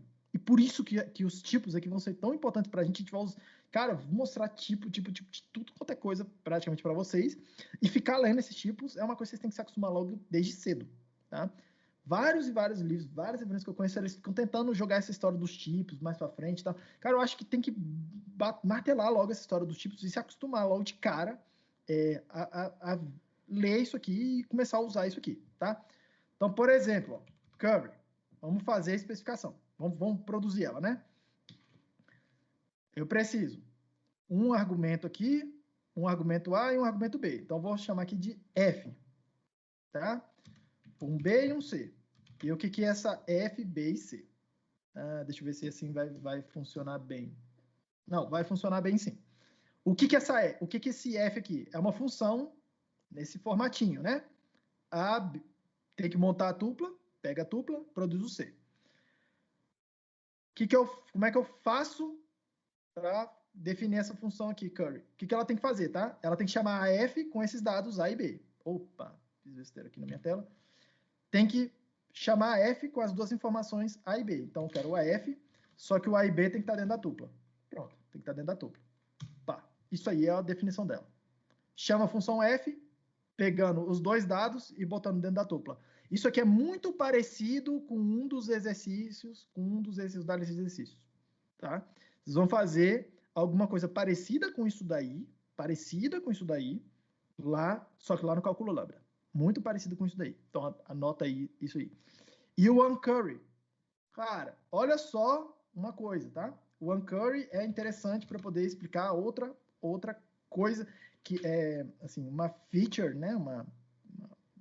Sei lá, como é que traduz feature, gente? Recurso. Boa. Um recurso dessa notação aqui, usando essa notação aqui em Haskell para fazer as funções, para definir as funções, sem usar os lambdas, tá? Não estou dizendo que os lambdas não são coisas poderosas, tá? Só estou dizendo que tem um açúcar, como é que chama? Um açúcar sintático. Tem uma sintaxe na linguagem mesmo aqui em Haskell, que produz para mim lá depois as definições em termos dos lambdas, escondido de mim, tá? E aí eu não preciso ficar... E essa notação aqui de Haskell, esse açúcar sintático, ele é mais doce, ele é mais fácil de engolir, é tipo isso, tá? Olha só o que eu posso fazer. O uncurry, vamos lembrar o tipo aqui dela. É isso que eu estou tentando fazer, tá? O uncurry é uma função que vai receber. Então, a primeira coisa é uma função que recebe lá o A, o B e produz o C. Depois, a segunda coisa que ela vai receber, eu vou chamar aqui de T, tá? Que é uma tupla, beleza? Só que se eu chamar assim T, olha só, T, vou fazer de dois jeitos diferentes. Vamos lá, tá? Vou fazer dois jeitos diferentes. A tupla, lá atrás, na aula passada a gente discutiu a história da tupla e tinha uma função que era o first e o second, né? Aqui tem o first e o second, tá? Já está definido para você, mas você pode definir. Então, por exemplo, se eu fizer aqui o first de uma tupla que tem 1 e 2, tem o 1 na posição da esquerda e o 2 na posição da direita, o resultado é 1. Exatamente aquela função que a gente definiu na aula passada, lá no cálculo lambda. E tem o second aqui, que pega o segundo. Tá lembrando aqui, né, Eduardo? Ó, a gente definiu essa função lá, só que no cálculo lambda, tá? Ela tá aqui, beleza? É exatamente aquela coisa lá. Vamos lá. Eu quero fazer do jeito difícil, depois eu faço do jeito mais fácil. Vamos lá. Eu quero fazer o uncurry. Lembrando aqui, o tipo do uncurry é isso. Uncurry vai receber um F e uma tupla. E aí, o que eu preciso fazer? Eu preciso chamar a F... Opa, desculpa. Eu preciso chamar a F com a informação que está dentro da tupla. Só que eu preciso passar o A e o B fora da tupla. Então, eu preciso extrair os dados da tupla. O primeiro argumento que eu preciso passar é o A. Então, o que eu vou fazer, o A é o primeiro argumento da tupla. First de T. Essa função first pega a tupla, extrai o elemento da esquerda e é o resultado disso aí. Vai ser a primeira coisa que eu estou entregando minha função. A função second pega a mesma tupla, no caso aqui, e extrai o segundo dado, que é um B, tá? E entrega para minha função F. Então, isso aqui serve como a definição do uncurry. E aí o F está vendo o primeiro dado da tupla e o segundo dado da tupla. Ok? Isso aqui é uma forma, é o que eu chamo de a forma difícil de fazer. Você tem que ficar explicitamente fazendo aquela extração ali, chamando uma função que extrai um dado dentro de uma estrutura. Tá? Tem o açúcar, assim, tem uma forma mais fácil de fazer isso aqui. Se você conhecer literalmente o formato da sua estrutura, tá? Você pode fazer isso de uma forma mais automática. Você pode fazer o seguinte: a tupla, e aí eu vou melhorar isso já, tá? Na hora que eu falar de como é que eu construo tipos, mas a tupla é sempre construída com esse formato. Abre e fecha parênteses, e lá no meio os termos estão separados por vírgulas, tá? se eu quiser chamar o primeiro dado de x e o segundo dado de y, eu posso fazer exatamente isso aqui. E aí, o que eu posso fazer aqui? Aqui dentro, eu posso me referir ao x como a informação do lado esquerdo do lado da tupla. É a primeira dado que está dentro da estrutura. Tá? O compilador já extrai isso aqui para mim. Tá? O y é o segundo termo da tupla. Então, essa segunda definição, vocês vão ver que ele aceita e é equivalente à primeira. As duas fazem exatamente a mesma coisa. Tá? Esse segundo formato, vocês vão ver que é mais comum, e a gente chama isso aqui de pattern matching, ou matching é tipo... casamento de padrões. Mas esse nome fica tipo formalzão, né? Casamento de padrões. É tipo, eu traduziria mais como busca de padrões, ou alguma coisa assim, entendeu? Mas se você, a ideia é, se eu tenho uma estrutura, tá? Eu não preciso ficar usando funções que ficam lá extraindo dados da minha estrutura.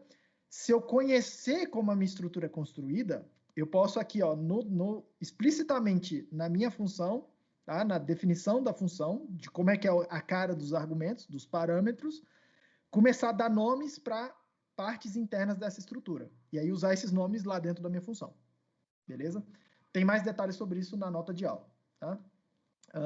Aplicação parcial, falei sobre isso. Falei sobre operadores, tá? Operadores são coisas que usam símbolos, tá? Não usam nomes, né? Por exemplo, o mais, o vezes, né? Essa coisa aqui. O ponto é um operador importantíssimo para a gente. Esse operador aqui, esse símbolo aqui, daqui a pouco a gente vai começar a usar, daqui a pouco é um exagero, tá? Mas já a gente vai começar a usar muito ele. Como é que eu produzi, tá? Igual, menor que, seguido do igual. Tudo bem, gente? Esse símbolozinho aqui, que é o que usa para produzir lá o nome, o logozinho do Haskell, tá? Um operador que a gente vai usar lá com as mônadas, né? Chama de bind. Enfim, tem vários outros operadores, com o tempo que a gente vai definir. Tem um operador que é bem bacana, que é esse diamantezinho aqui, eu vou explicar ele para vocês também. Professor, diga, filho. Eu estou com um pouco de confusão para entender a semântica do curry e do uncurry. Eu entendi como que a gente produziu os dois, produziu tanto a versão com açúcar sintático quanto sem, né? Como que foi a gente criou. Só que eu tô com dificuldade de entender a semântica do quando você dá o 2 pontos T. É isso aí. Porque ele pega uma função que recebe A e recebe B e devolve C, certo? E aí ele devolve uma outra função que pega uma tupla e devolve C, é isso? Repete para mim. Ele pega uma função que recebe A e recebe B e devolve C. Esse que tá aqui, o uncurry. O uncurry. Uncurry. É uma função. Vamos lá, é uma função.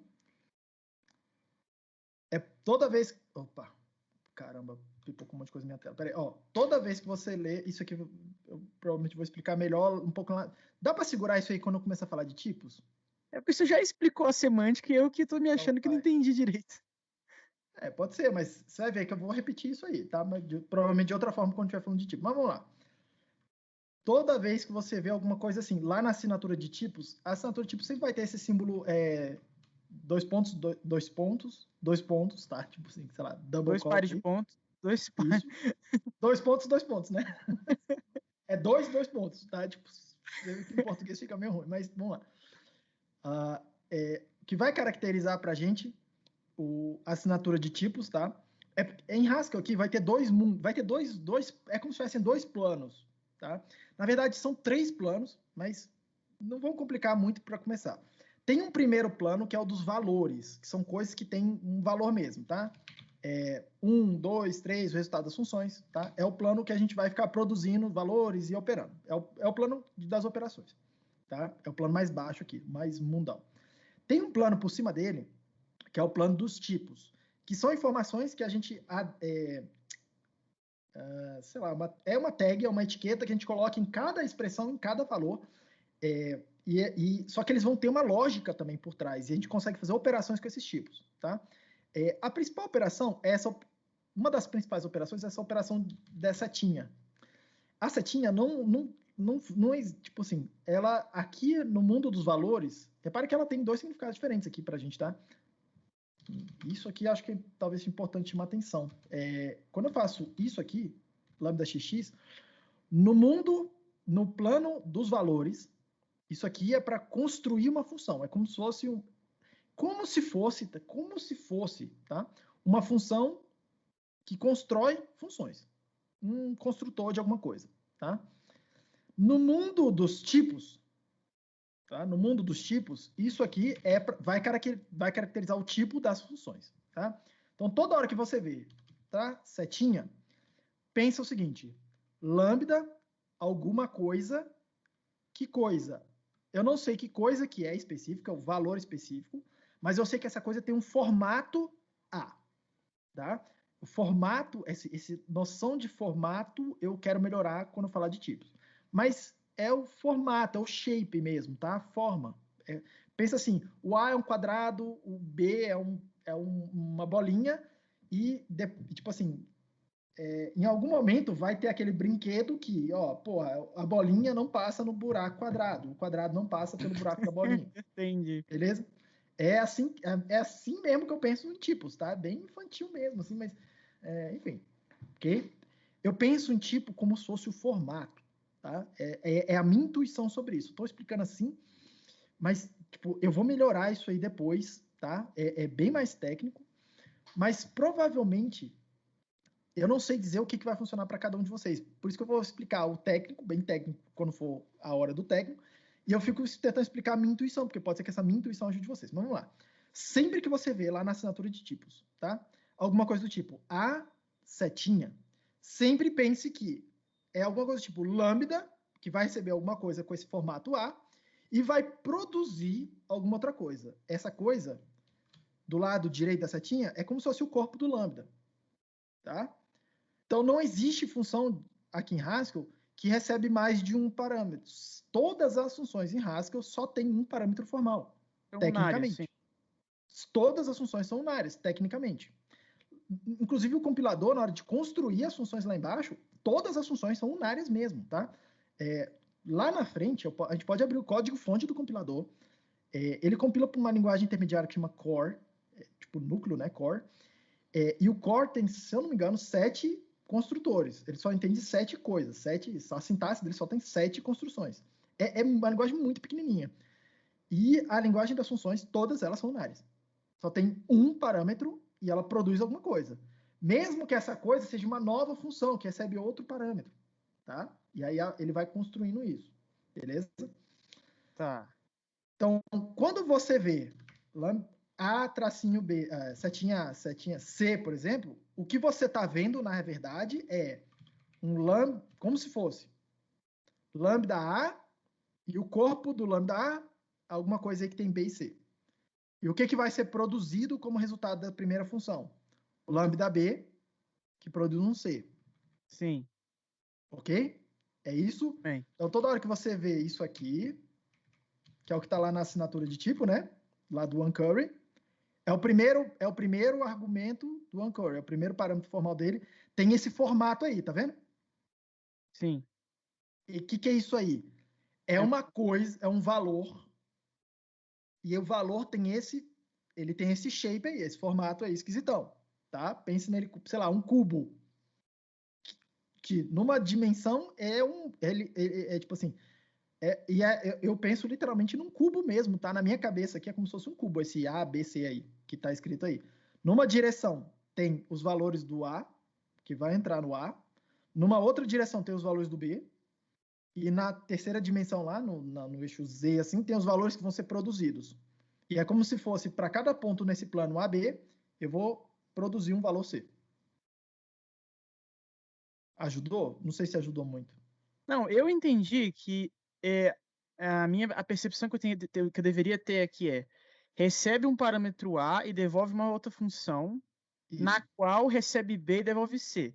Exato. Beleza. Isso é o que está na esquerda, né? Isso. Quer dizer, tem várias esquerdas aí, mas na principal esquerda, eu diria. Nesse primeiro pedaço aqui. Isso, exatamente. Aí eu quero saber o seguinte. Então, o onCurry, ele pega uma função que recebe A, que devolve uma função que recebe B e que devolve C, e ele pega isso tudo e transforma numa função que pega uma tupla AB e devolve C? Olha o que você está me perguntando. Isso é uma forma de ver, tá? Vão ter várias formas equivalentes de ver. Eu quero discutir primeiro uma primeira parte do que você falou, depois a segunda parte que você falou. Vai ficar claro o jeito que eu vou desenhar. Mas olha só, essa primeiro argumento aí, A para B para C, você pode ler da forma como você falou. É uma função que recebe um A e produz uma nova função. Essa nova função pega um B e produz um C. Lembrando que isso não são valores específicos, são formatos, Sim. São shapes, tá? Tem vários quadrados, tem o quadrado vermelho, tem o quadrado azul, tem o quadrado vermelho, tá?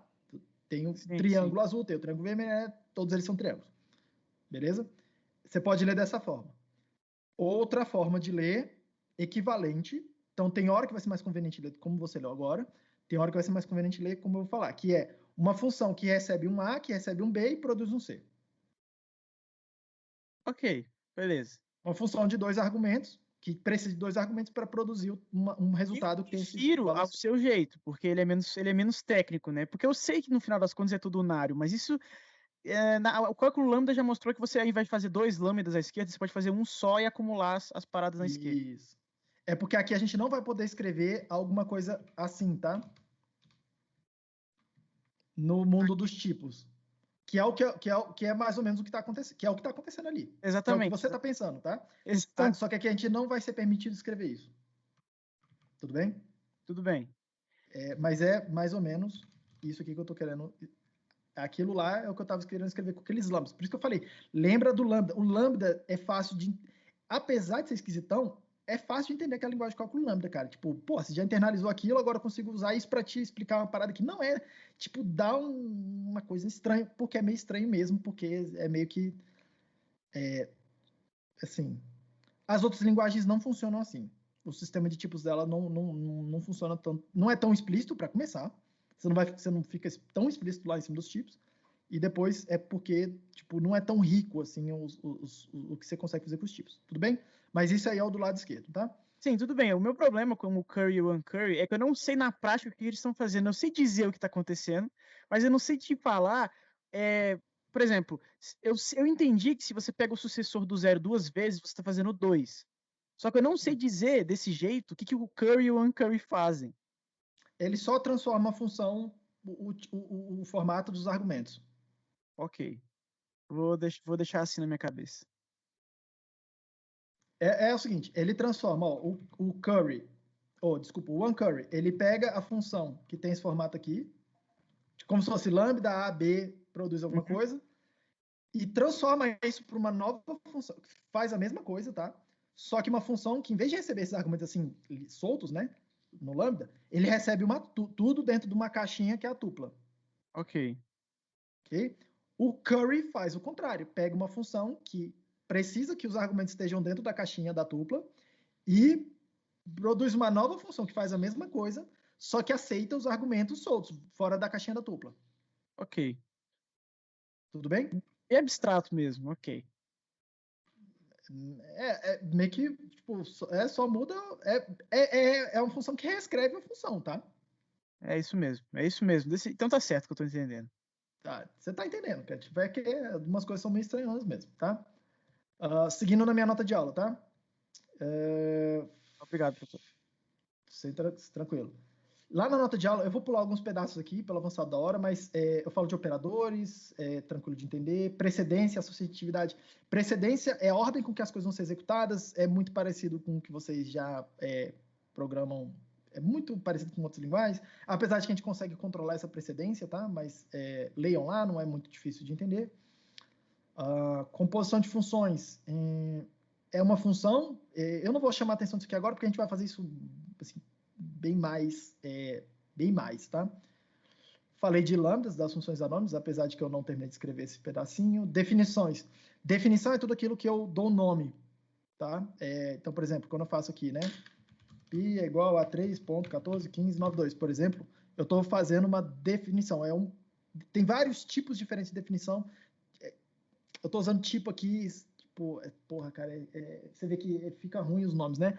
Tem várias classes diferentes de definições. A mais simples dela é essa daqui. A gente vai ver outras. Leiam lá na nota de aula, não é difícil de entender, tá?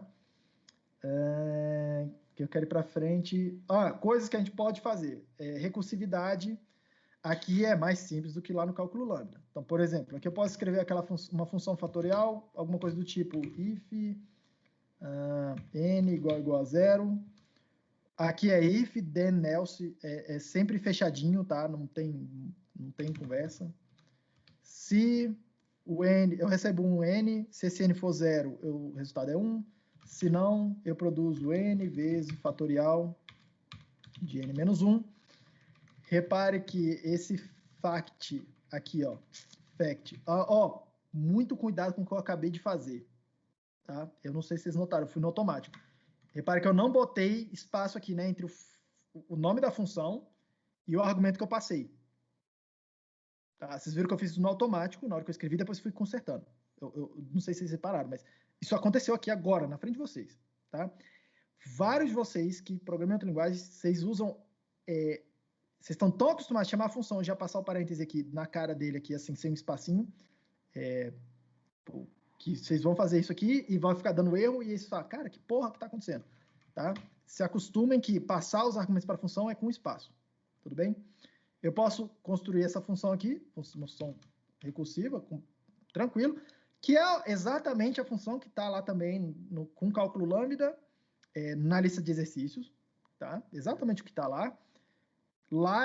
Só que lá, para você conseguir fazer isso aí, usar o nome da função aqui dentro da função, o nome dela é fact, usar ela aqui dentro, você não pode fazer isso lá no cálculo lambda. E aí lá eu explico como é que você resolve esse problema.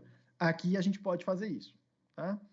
E aí é uma função que calcula o fatorial, tá? Cuidado para não exagerar muito aí, que esse fatorial é uma função que pode ser bem lenta.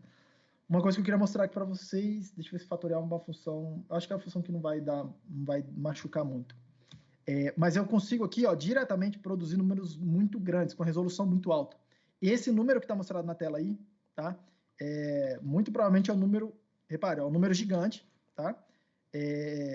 Muito mais de 64 bits. Não tenho dúvida que eu preciso para representar esse númerozão colossal aqui, tá?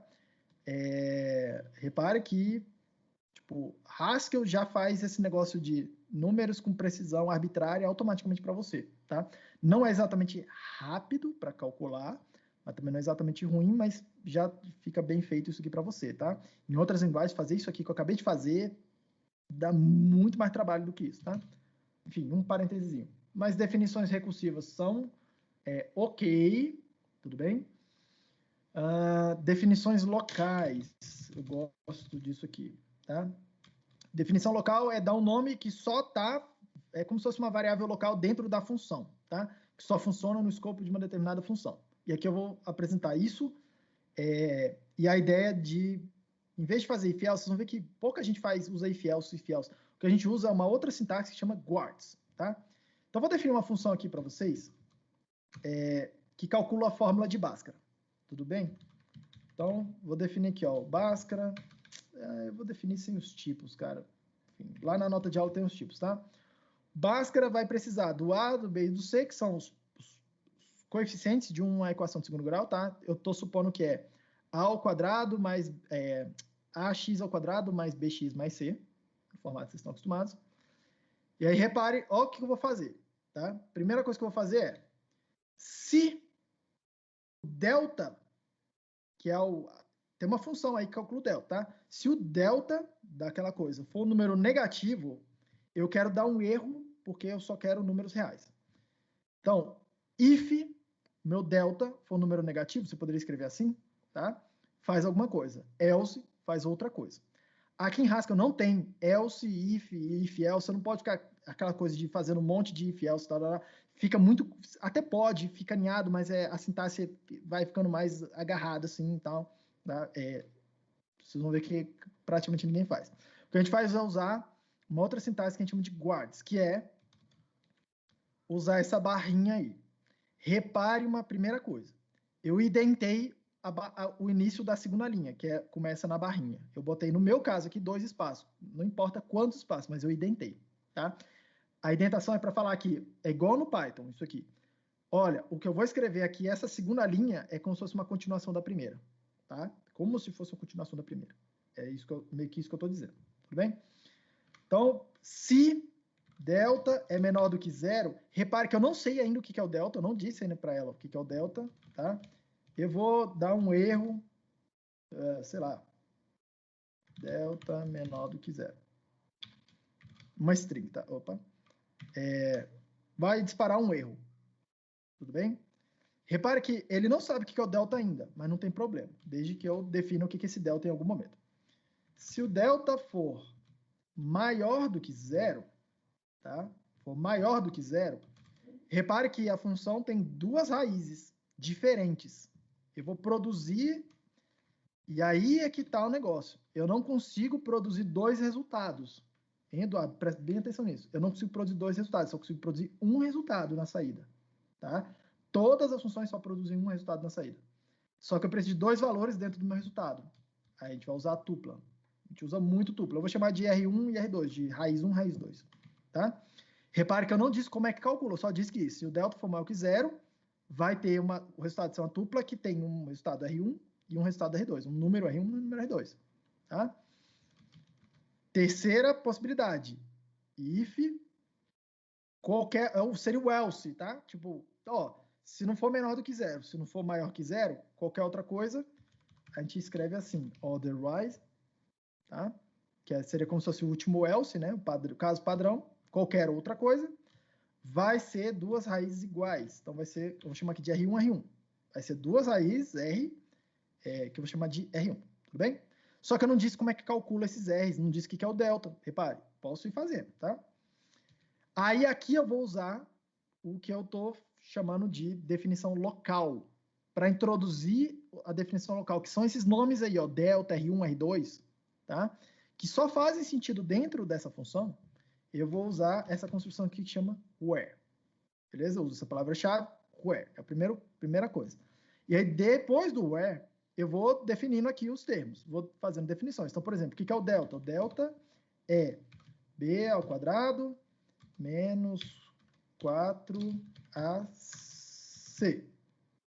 Pegar lá os coeficientes. E aí, repare uma coisa, tá? Repare aqui, ó.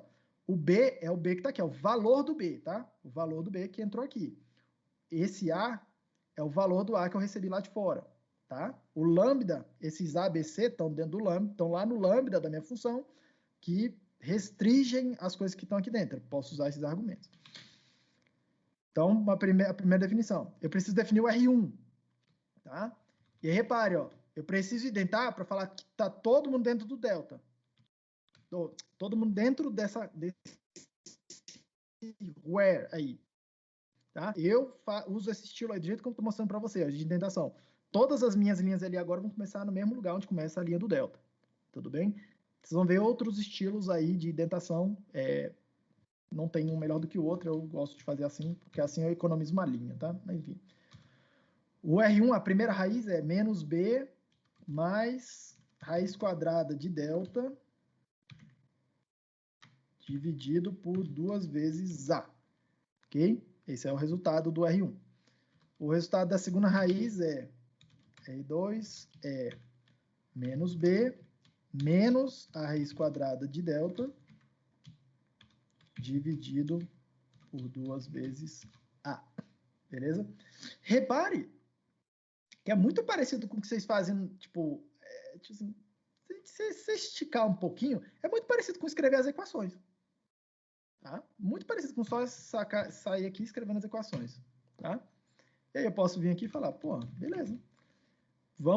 Deixa eu dar 3 números aqui, que eu sei que vão dar um delta menor do que zero. Então, repare, vão dar o delta negativo lá. Para eu passar a função, para eu passar os argumentos, mesma coisa que a gente estava fazendo. Repare que disparou uma exceção e parou a computação, tá? Deu um erro. Esse erro, para a gente gente vai tratar de maneira equivalente àquele bottom, tá? Que a gente estava usando para a computação que não tem fim, né? A computação infinita. Okay?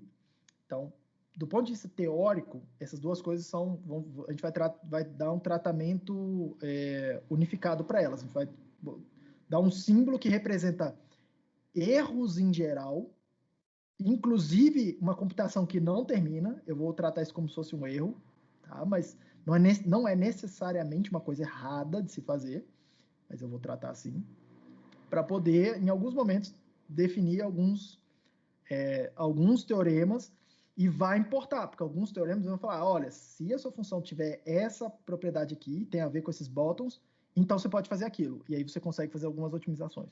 Se ela não tiver, então não pode fazer isso, e aí algumas otimizações vão ficar de fora. Isso vai ser importante para a gente, tá?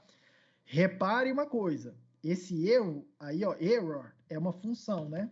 Error, é uma função, opa, é o 2 pontos T, é uma função que pega lá uma lista de caracteres, vou falar melhor de listas em breve, tá? Uma lista de caracteres, uma string, e produz um A, ele serve para eu botar em qualquer lugar, tá? Ele serve como qualquer tipo. Já já vou falar sobre essa coisa do Azinho aí, tá? Mas é uma função como outra qualquer, tá? Agora, uma função que faz parar a computação na hora que ela é avaliada, tudo bem? Um resultado que não dá erro, né? Um resultado que não dá erro, por exemplo, esse aqui. Pum! Aí, ó, o resultado das duas raízes aí, 3 e menos 1, para esse outro polinômio aí, tá? Então, o que eu queria que vocês percebessem? Essa barrinha aqui funciona como se fosse if else, tá? Então, é if isso aqui, então faça isso. If isso aqui, então faça esse outro. If isso aqui, então faça esse outro.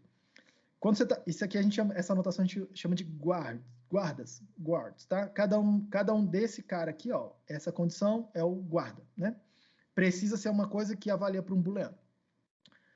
Eu vou mostrar depois para vocês o que o compilador faz com isso, tá? Ele transforma isso aqui numa outra anotação. Essa anotação aqui que eu estou mostrando para vocês é a mais bonitinha. Mas ele transforma numa coisa mais precisa. Repare que vai ter vários sinaizinhos de igual, tá? Não é Bhaskara, blá, blá, blá, igual, aí delta, aí vem os guardas aqui. Cuidado que isso é um erro comum, tá? E é um erro que dá uma mensagem de erro bastante confusa. Única coisa que você tem que atentar aqui é o seguinte, esses guardas aqui, eles têm que cobrir preferencialmente todas as possibilidades de combinações das coisas que você está usando aqui, que você está verificando, tá? Se você não verificar tudo, o compilador ele vai te dar um warning, mas ele vai deixar você fazer.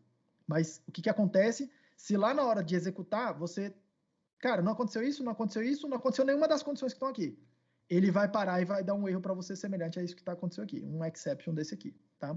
É algo que você não quer que aconteça. Então, se acostume a fazer esse otherwise aqui, porque ele meio que catch all, né? Tipo, pega qualquer outra coisa. Os outros aqui não deram certo, então eu faço esse comportamento padrão aqui. Só tome um cuidado. Esse otherwise, as coisas vão ser avaliadas, tá? Na ordem que você definir aqui, na ordem que as equações vão aparecer. Aqui a ordem importa. Se você botar esse otherwise na primeira linha ou no meio do caminho aqui, eventualmente você pode acabar pegando o caso padrão e quando você não queria, tá? Então usa esse otherwise sempre no final. Tá colando. Outra coisa que eu queria que vocês percebessem nessa definição é o where, que é para poder introduzir nomes que só fazem sentido dentro dessa função, tá? É muito comum a gente construir funções do jeito que eu fiz para vocês. Delta é menor que zero, mas o que é o delta? Eu não disse ainda. E lá na frente eu digo. Tá? Muito, muito, muito comum. Tudo bem? É bem parecido com funções piecewise em matemática. O Johan está falando. Exatamente assim que eu penso na hora que eu estou fazendo isso aqui, tá, Johan? Tipo, tem uma linha... piecewise é quando você usa aquele cochetão grande, né? Tá? E aí tem várias linhas lá. Se for isso, então aqui... Não, é tipo assim, a minha função f de x é igual a x, se x é tal coisa, x ao quadrado, x cobre outra condição, x ao cubo se o x é outra condição. Exatamente isso aí, tá? Exatamente essa mesma noção aí. Esses guardas. Vou encerrar a aula aqui. Mesmo indo rapidão, não consegui falar de tipos. Vou ter que adentrar na aula que vem. Deixa eu só ver se eu falo aqui mais 5 minutinhos ou se eu... Não, eu vou fazer o seguinte. Eu vou encerrar a aula aqui. Não vou falar mais nada. Na nota de aula, a nota de aula que eu cobri hoje, praticamente toda, chama conceitos fundamentais. Tá? O que faltou, que eu gostaria de falar mais, faltou aqui, mas eu já vou, na próxima aula eu já vou falar do próximo assunto, que é para eu poder entrar no ritmo que eu queria. Tipos. Só que em vez de só falar aqui dos tipos por cima, que é o que eu ia fazer hoje, eu já vou começar a introduzir mesmo a ideia de tipos um pouco de maneira mais precisa, como é que constrói tipos e tal, e aí eu vou fazer a coisa bastante mais calma, tá? Mas aqui eu cobri, acho que tudo que eu queria. O grosso. Eu falei de tipos aqui, querendo ou não, porque fui falando, mas eu vou melhorar muito as definições, tá?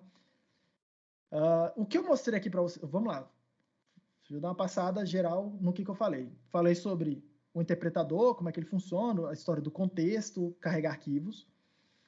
Falei sobre, não falei aqui explicitamente, mas lá na nota de aula ele fala sobre execução, como é que é a execução do programa, e eu desenho algumas coisas, desenho assim, né? Mostro meio que passo a passo a execução de algumas coisas, para vocês entenderem melhor o que o interpretador está fazendo. Falei de valores, falei de funções, tá? O que é importante? Princípio da externalidade. Funções são equivalentes se para a mesma entrada eu sempre produzo a mesma saída, inclusive para aqueles bottoms. Repare, esse bottom vai ser importante para a gente, porque às vezes eu defino a função que, porra, se eu recebi o bottom na entrada e ela se comporta diferente, só para o caso do bottom, aí elas não são equivalentes. Tá? Isso aí é um detalhe importante. Tá? Vocês vão ver que...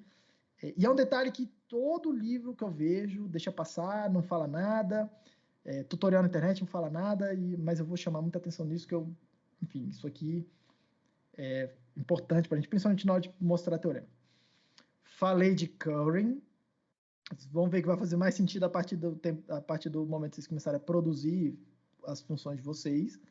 Falei de aplicação parcial, não passar todos os argumentos das funções para produzir novas funções.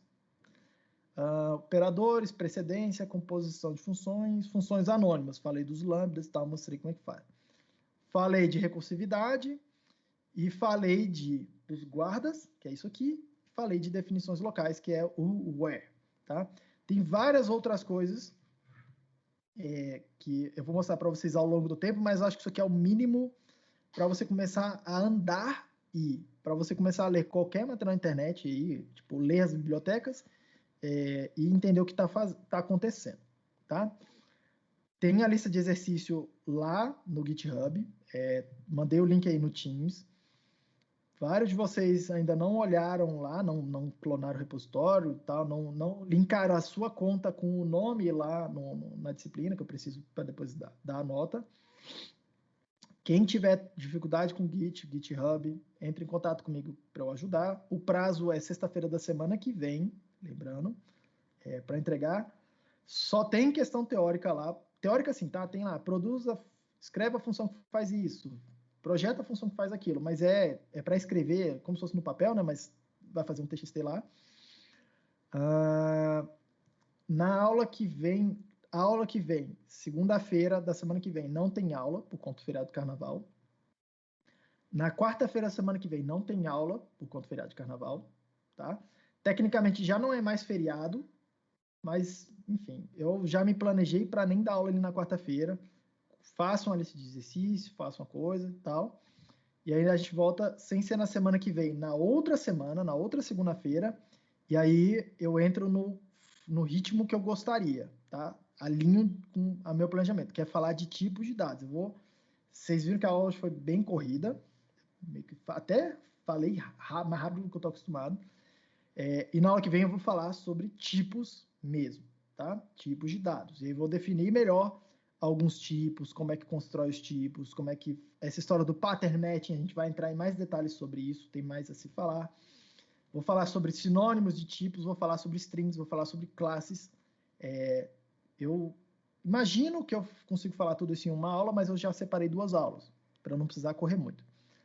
Tá? E aí, na semana que vem, eu já vou botar a segunda lista de exercícios, que é sobre essa história de tipos, fazer algumas funções aqui no interpretador, ver o que acontece, mas o prazo vai ser na outra semana, tá? Assim, cuidem de fazer aí essa primeira lista, faça com calma, até para a gente ver, não deixe para a última hora, tá? Pode ser que dê algum problema na submissão, não sei quem já usou esse GitHub Classroom, eu nunca usei, não sei como é que recebe lá as coisas ainda, estou aprendendo também. Então não deixe para fazer na última hora.